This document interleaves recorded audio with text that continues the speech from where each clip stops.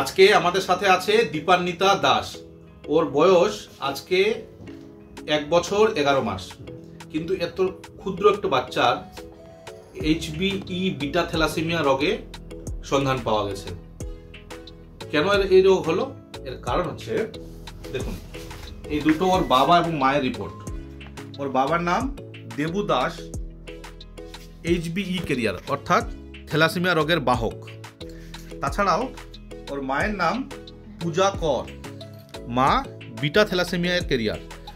যখন বাবা এবং মা দুজনই থ্যালাসেমিয়া রোগের বাহক হয়, তখন এরকম থ্যালাসেমিয়া রোগের একটি শিশুর জন্ম হতে পারে। এই শিশুটি বয়স মাত্র 1 বছর 11 মাস। আজকেও থ্যালাসেমিয়া রোগে আক্রান্ত। আজকের পর থেকে ওকে রেগুলার ব্লাড দিতে হবে। ওকে সুস্থ রাখতে গেলে প্রচুর চ্যালেঞ্জ। এমনকি বলা যেতে পারে আমরা ডাক্তার হলেও ওকে সম্পূর্ণরূপে সুস্থ করতে পারবো না।